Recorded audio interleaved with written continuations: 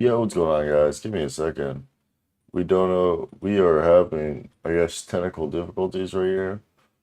Because typically, this camera, we have no problem with. Today, giving us so much problems. We typically do not have a problem with this camera ever.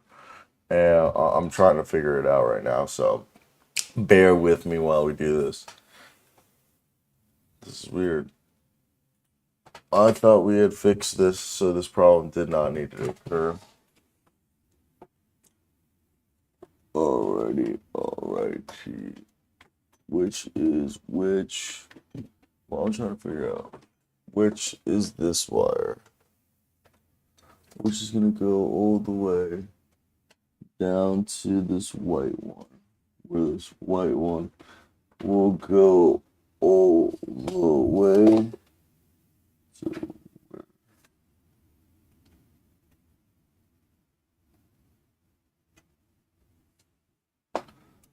Uh,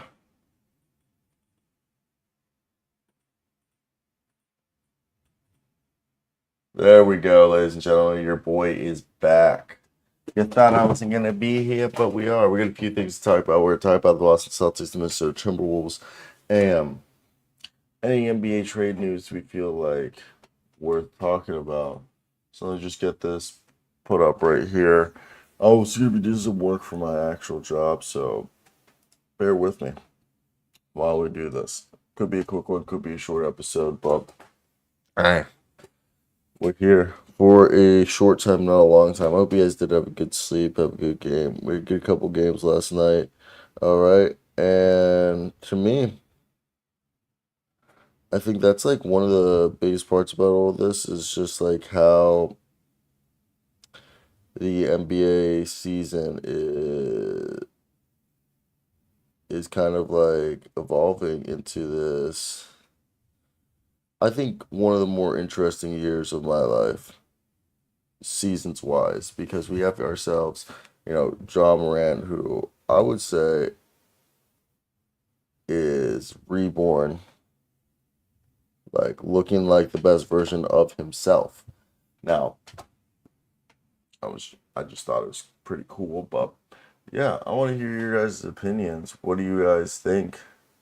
And is it just me that this season, I mean, it's up for grabs. Anybody can come in and take this. So let's get into the first thing I want to talk about is some NBA trade news, what we're hearing on the rumor mill, and then we'll get into talking about the Boston Celtics and the Minnesota Timberwolves as they're two teams that I think we're all in agreement that, I mean, man, oh man, do they have the possibility to those two teams that could be your playoffs, that could be the NBA's like final. So maybe that's just me. I thought it was pretty cool. And let me just, I want this to go like, yep, like that. That's perfect. Next, I'm just editing something for work, and I thought it was kind of cool to see how not John Morant, but I'm editing something for work right now, and I think it's coming out pretty well. So here we go. I'm gonna send this to my boss in the group chat. But yeah, let's get right into this and talk about. Let's talk about the NBA trade news, and we just started the recording. So what is going on, guys? It is January 3rd, Wednesday, and we're right over here. Let's get right into it, and let's talk about the first news we're hearing is that the Knicks will always have interest in Karl-Anthony Towns. That we heard that news yesterday after we had turned off the show. Shams Charania went on FanDuel TV and announced that yeah is also there's a video ketchup.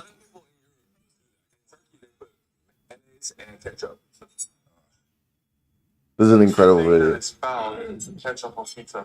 Danilo Gallinari. This is a video.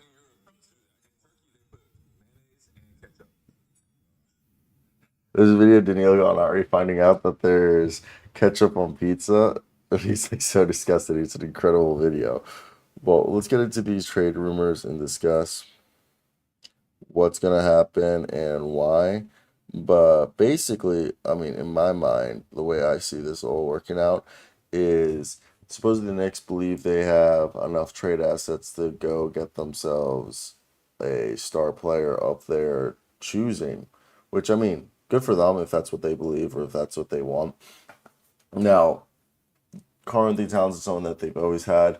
This report was from Ian Begley that they have 8 tradable first round picks. They have Josh Hart and Miles McBride can't be traded before the deadline because they're contract extensions, and they have M. Fournier and several trade extension eligible players that I think that they clearly have some interest on making a move or doing. So I want to hear your guys' opinions and what do you guys think of, you know, the idea of a New York Knicks trade. Also, you should, as an Italian Canadian male, I don't like that. As yeah, no, I'm an Italian, Argentine, Serbian male, but I will say my grandpa, who's from Argentina, owns a pizzeria. Put ketchup on his pizza. Not even kidding. He owned a pizzeria since 1933. I mean, my family still owns the pizzeria, but he's been dead for 10 years. Put ketchup on his pizza his whole life. And he was like he was a generation removed. This is on my mom's side. My dad's side is more Italian than my mom's, but I don't know. Either way, let's talk about the fact that this is going to be interesting because I've said this before. There isn't really any big fishes right here. They didn't give up any first round picks in the deal for OG. The other thing is that I don't know if like Pascal Siakam, DeMar DeRozan, Zach LaVine, who else is available for trade? Do any of those guys make you, you know, I don't know. I feel like none of those guys really put you over the edge. And that's my whole gripe with this. So I want to hear your guys' opinions. What do you guys expect from, I guess it would be the Knicks on who they should go after? Because to me, it doesn't make any sense. It doesn't make any sense. And I really like how the Knicks have put themselves in a position to be able to make a trade for anyone that they want. And I think it would have been interesting to see what could have happened or how it could have happened. But for me, I'm genuinely curious on your guys' opinions. List me the 3 guys you think they could trade for. I'm looking at my phone because I'm doing some other stuff, but I think it's Zach LaVine, Pascal. I don't think Pascal at this point. DeMar DeRozan. There's always the Karl-Anthony Towns. It's going to be a CA. The player assets, yeah, I think they have the assets to make a move. There just isn't a guy to make a move.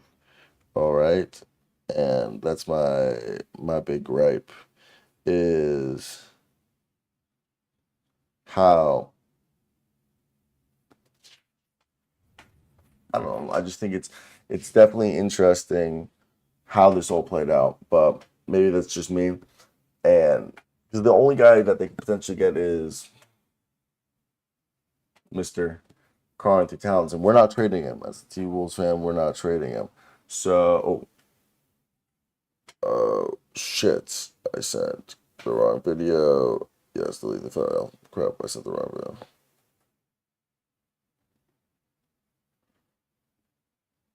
Sorry, I sent the wrong video in my group chat, and now I just have to send the right one. But either way, what I want everybody, Karl-Anthony Towns obviously moved to Wolves. Yes, we all know that the Karl-Anthony Towns won't get moved until basically if we lose in the first round of the playoffs, then we'll get moved. But they're just monitoring it doesn't make sense now. Yeah, they ain't trading, it just doesn't make sense now. I agree. They have enough assets to trade for somebody, but there isn't anybody to trade for.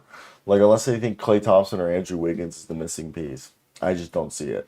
We reported on the Pascal Siakam. So let's go over and talk about and there's actually 2, I guess. I guess there's a couple. there's a couple of things we can talk about, but mainly people people really don't think the Thunder are that serious. Second best in the West, 178-point differential. Wow, people really don't believe in the Thunder yet. Now let's go over here to this, and this is going to be Kelly Oubre. Now we got ourselves Kelly Oubre, and it says what?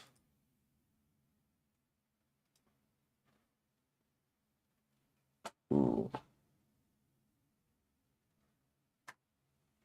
This, I was just looking at some clips, but let's go over here and we'll talk about Mr.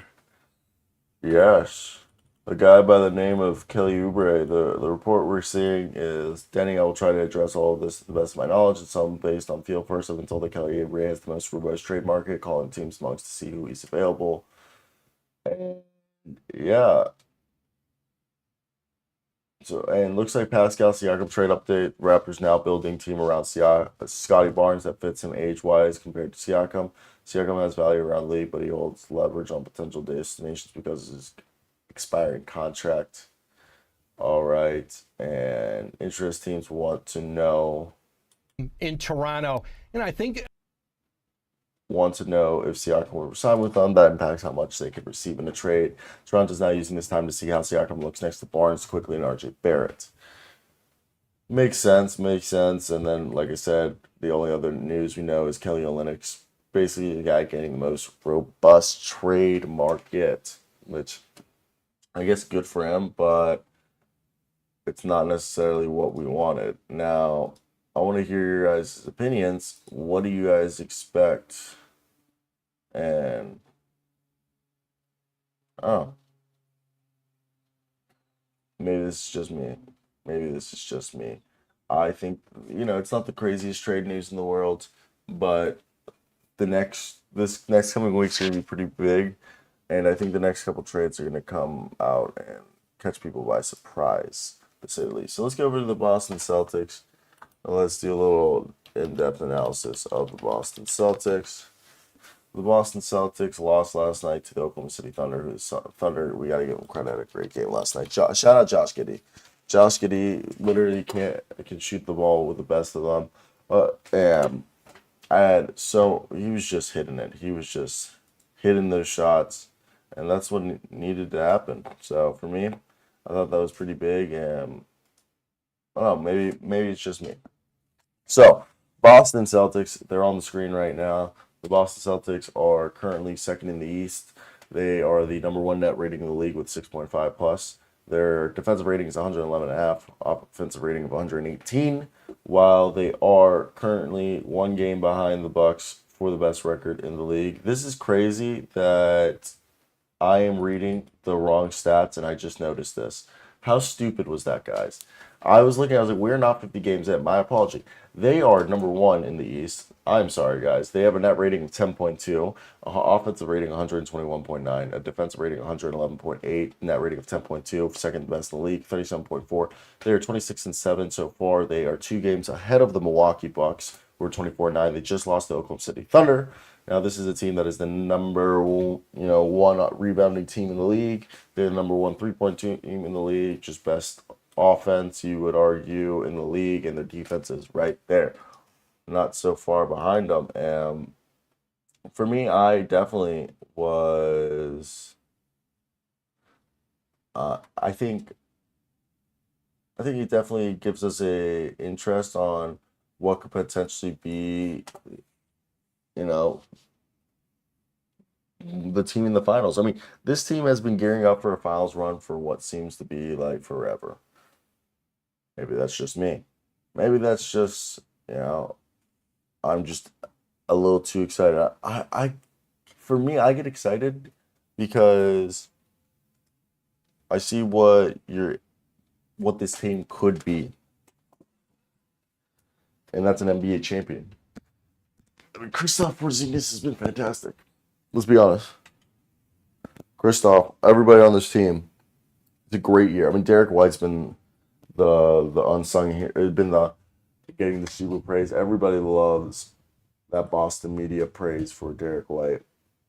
And don't get me wrong, when you look at this, You got 27 a night from Jason Tatum, 23 a night from Jaylen Brown, and you're getting 20 a night from Kristaps. You're getting 17 from my man Derek White, 13 from Drew Holiday, who Drew Holiday shooting 42% from three. You're still getting Peyton Pritchard and Sam Hauser both giving you like 8 points a night, and so is Al Horford.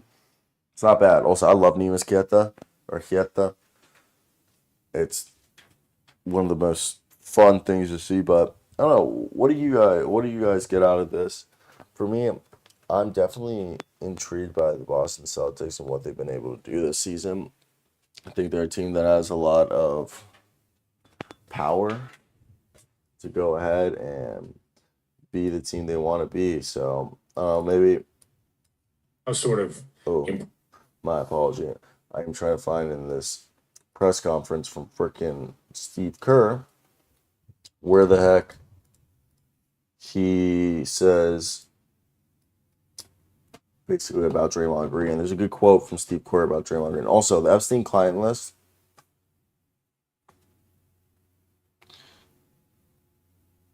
I don't know. Also, the Jeff Epstein client list. Has everyone looked at it? I hope everyone's looked at it. And everyone's so obsessed that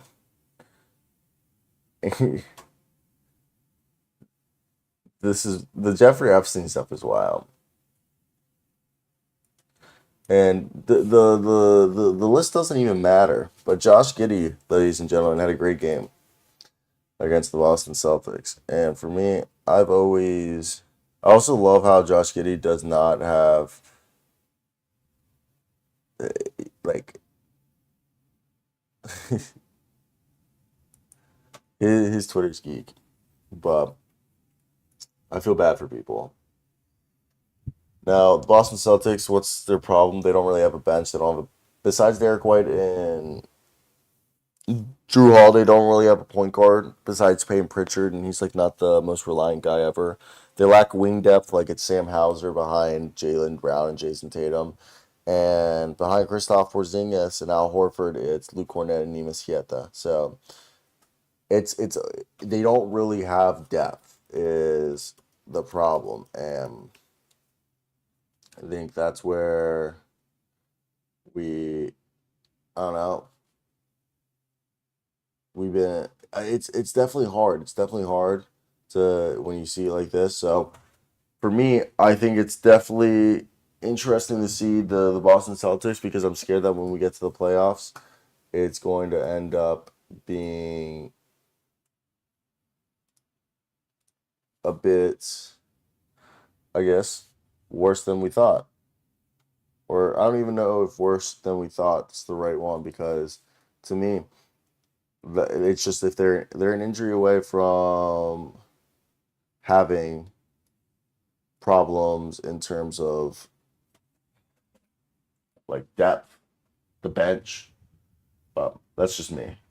Now let's go over to the Timberwolves and talk about the next thing I wanted to talk about, which is the Minnesota Timberwolves, and that is right here. Let's go ahead and talk about the T-Wolves. A little quick solo episode, ladies and gentlemen. Probably wrap up right after this, but yes, we got ourselves a. It's weird because I'm looking at this press conference between.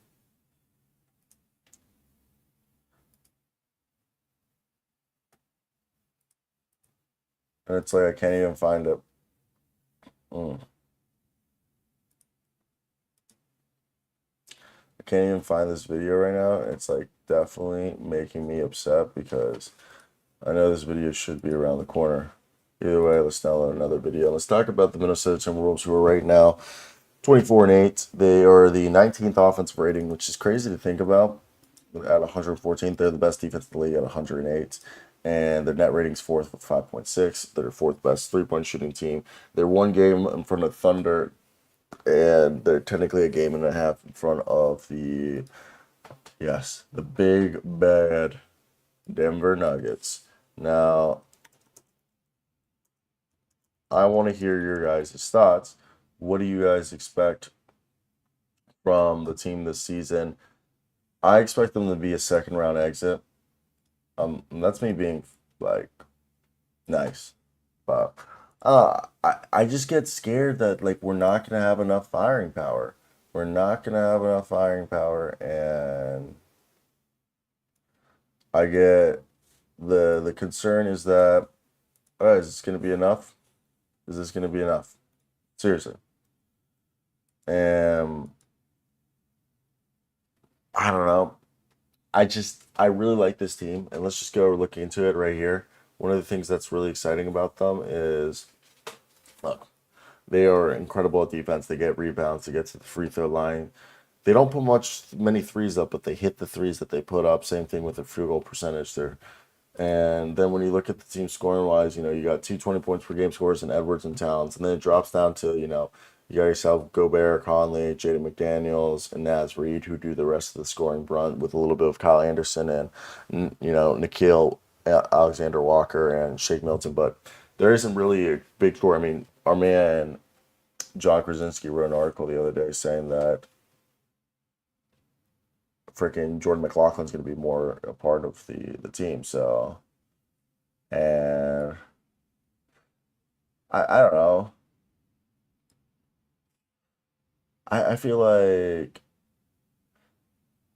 this discusses. I'm trying to see which is better. Discusses.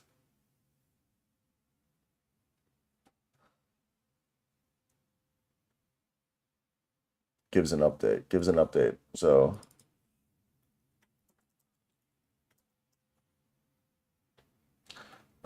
So for me, when I look at this, I just think it's the same thing with the Boston Celtics. We're one injury away from having freaking like I don't know, like a not a catastrophic, but an injury that could have, one injury in the starting lineup could throw everything through a whirl. That's my one take from this.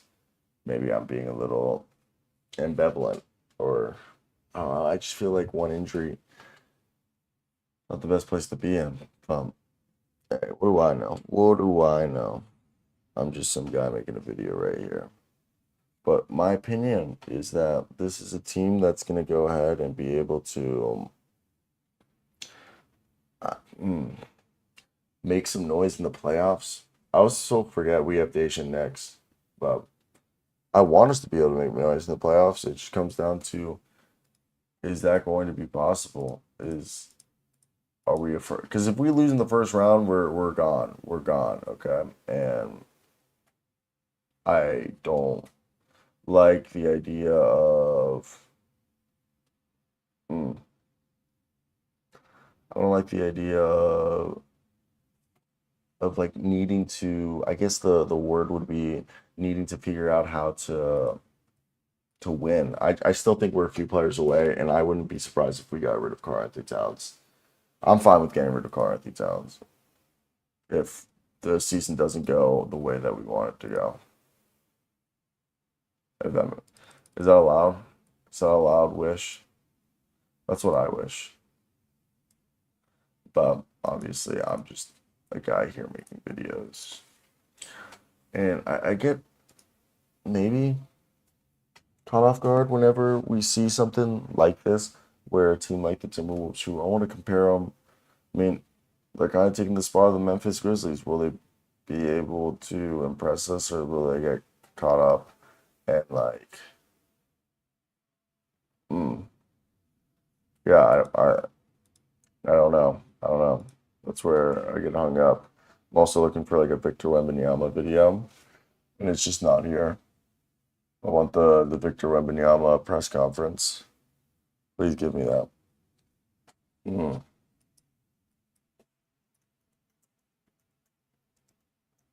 like looking for a Victor Wembanyama press conference, and you can never.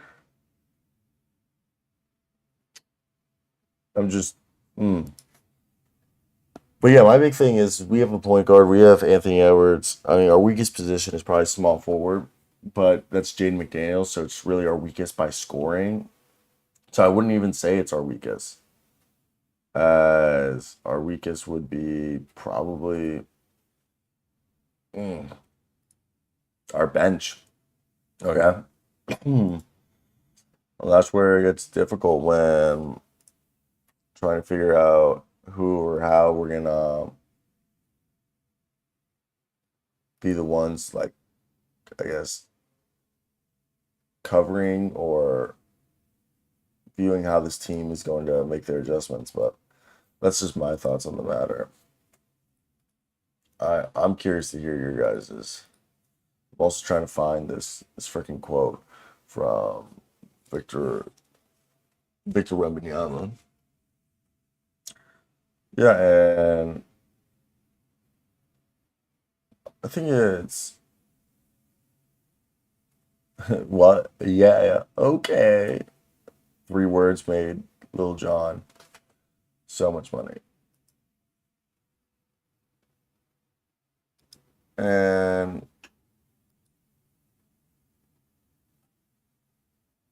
I made a video regarding the end of Archer. You guys should go check that out. But definitely interesting.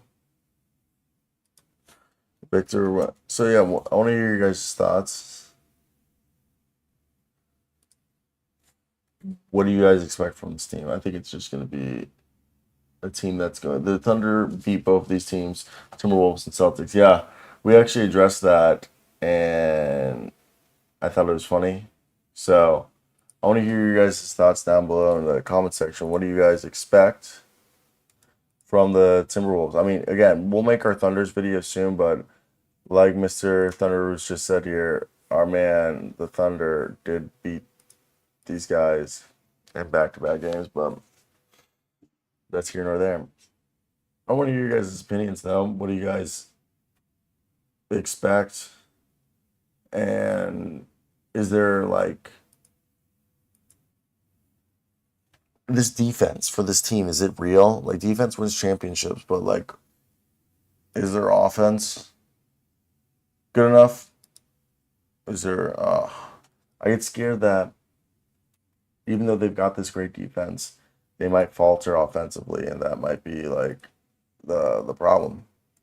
So that's where sometimes I get curious to hear what you guys want to do, but that's basically my thoughts on that matter. Now, how long that's going to last, who knows? And that's where I want to know if you guys are a fan of the Timberwolves on what they've been building or not, really. Because I understand if you aren't. So let's just go do a little quick update and see if there's anything else to talk about, because I am going to head out and let you guys be if this is the case. But yeah, because I got nothing else to talk about. We're just kind of updating certain stuff.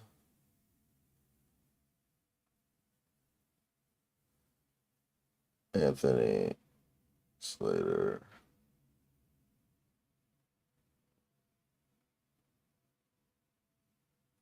Ooh, you just gotta, like, update certain things you do when we're in January now, at least.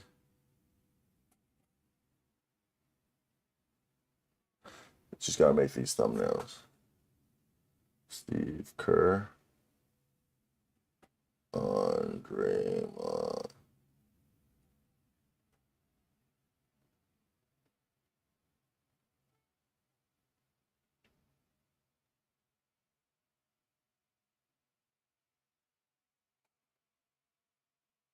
Boom. You have to figure out when you upload this stuff.